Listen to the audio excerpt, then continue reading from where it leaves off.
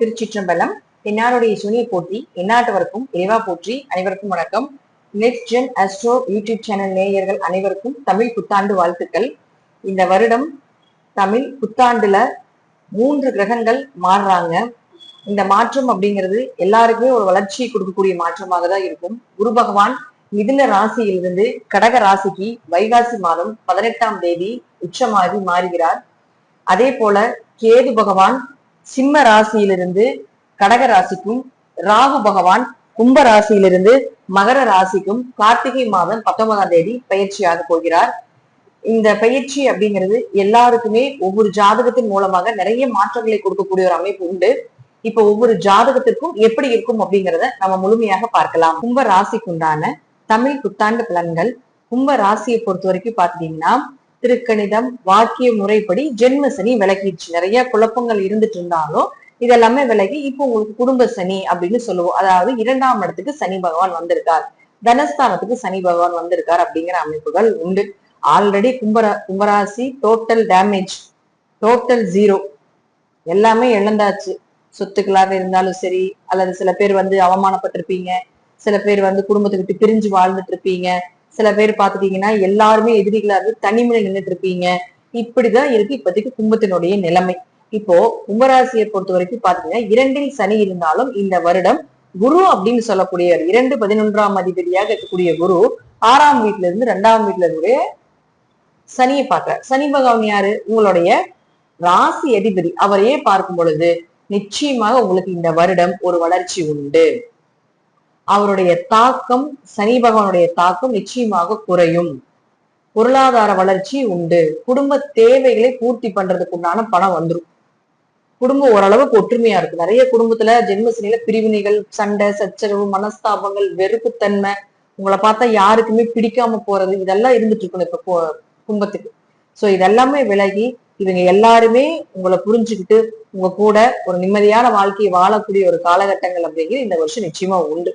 இருப்பினும் 2ஆம் இடத்து சனி அப்படிங்கிறதுனால கொஞ்சம் பேச்சுவார்த்தையில, பணம் கொடுக்கல் வாங்கல, ஜாமீன் கையெழுத்து போடுறதுல, அடுத்தவங்களுக்கு பொறுப்பேற்று நடந்துக்கக்கூடிய விஷயங்கள்ல, அடுத்தவங்க விஷயத்துக்கு பஞ்சாயத்துக்கு போறதுல, இதுல எல்லாம் ரொம்ப கவனமாக இருக்க வேண்டும். முடிந்த அளவுக்கு இதை எல்லாமே தவிர்த்து கொள்வது என்பது ரொம்ப நல்லது. அது மட்டும் இல்லாம 6ஆம் இடத்துல குரு உச்சமாகும்போது புதிய வேலை வாய்ப்புகள் கிடைக்குங்க. அல்லது இப்ப வேலை செஞ்சுட்டு இருக்கக்கூடிய இடத்துல ரொம்ப கடின உழைப்பா போட்டிருப்பீங்க, ரொம்ப ஹார்ட் ஒர்க் பண்ணிட்டு இருக்கிறீங்க, பண்ணிட்டு இருக்கக்கூடிய ஹார்ட் ஒர்க்குக்கு எந்த ஒரு பலனும் இல்ல, ஓயாம வேலை இருக்குது, ஆனா நல்ல பலனே இல்ல, கெட்ட பெயர் தான், என்னை விட பின்னாடி வந்தவங்க நல்ல ஸ்டேஜுக்கு போயிட்டு இருக்காங்க, ஆனா என்னால அது மேல வர முடியல அப்படிங்கிற அமைப்பு எல்லாமே இருக்கும். சோ இப்ப இந்த குரு வந்ததுக்கு அப்புறம் ஒரு வேலை மாற்றங்கள் கிடைக்கலாம். அல்லது அந்த வேலை செய்யக்கூடிய இடத்துல உங்களுக்கு ஒரு உயர் பதவியோ ஒரு ப்ரமோஷனோ அல்லது அந்த கெட்டதெல்லாம் விலகிறதுக்கு உண்டான ஒரு வாய்ப்புகளை நிச்சயமாக ஏற்படுத்தி கொடுப்பார். இந்த வருஷம் கண்டிப்பா கடன் விலக போகுது. கடனால பட்ட அவமானங்கள், தலைக்குறைவு இதெல்லாம் மாறப்போகுது.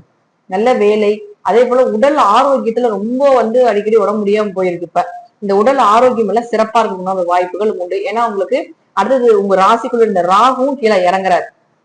அப்ப ராகு கீழே வந்துட்டாருன்னா கார்த்திகை மாசம் வந்துடுவார். அப்ப என்ன ஆகும்னா டோட்டலா உங்களுக்கு இருந்து வந்த பிரஷர், டென்ஷன், டிப்ரெஷன் எல்லாமே விலகிடும். தடை தாமதங்கள் எல்லாமே விலகிடும். சோ ஓரளவுக்கு கிளியர் ஆயிருவீங்க அப்படிங்கிற அமைப்பு உண்டு. வெளிநாடு வெளியூர் பயணங்கள் எல்லாமே போவீங்க. ஏன்னா உங்களுக்கு குரு இங்கிருந்து இது 6ஆம் இடம் வேலை ஸ்தானம், 12ஆம் இடத்தை பாக்குது.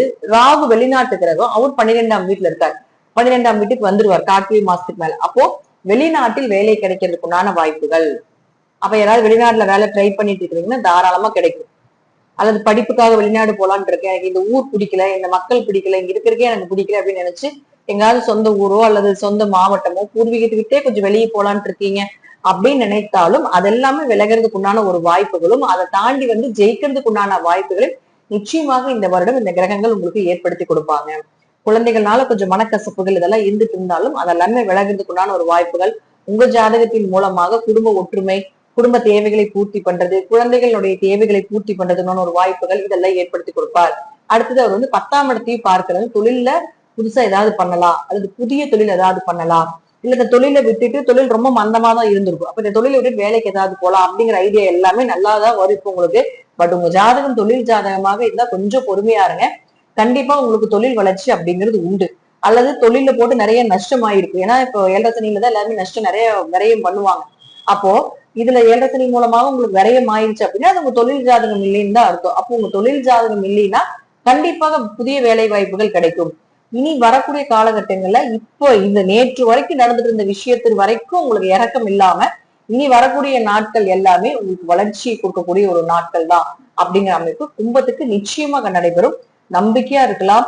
தெய்வ அனுகிரகம் நிறைய இருக்கு. கும்பம் இயற்கையாகவே தெய்வ அனுகிரகம் உள்ள ராசி, ஏமாற்றத்தை அதிகமாக சந்திக்கக்கூடிய ராசி, நம்பி நம்பி மோசம் போகக்கூடிய ராசி, மற்றவர்களுக்காக இறங்கி போய் தன்னுடைய எல்லா விஷயத்தையும் கொடுத்துட்டு ஒண்ணுமே இல்லைன்னு நிக்கக்கூடிய ஒரு ராசி அப்படிங்கிறது கும்பம் தான். அது கும்ப லக்கணத்துல பிறந்தாலும் சரி, கும்ப ராசியை பிறந்தாலும் சரி. ஆனா கும்பத்தை பகைத்து கொண்டால் தெய்வத்தையே பகைத்து கொண்ட ஒரு பழி பாவங்கள் அவர்களுக்கு வரும் அப்படிங்கிற அமைப்பு உண்டு. ஏன்னா இது தெய்வ ராசி. அத்தனை தெய்வங்களும் அத்தனை தேவர்களும் வாசம் பண்ணக்கூடிய ஒரு ராசி கும்பராசி. அதனால பயப்பட வேண்டியது கிடையாது. நம்பிக்கையாக இருங்க. நேரங்காலங்கள் மாறிட்டு இருக்கு.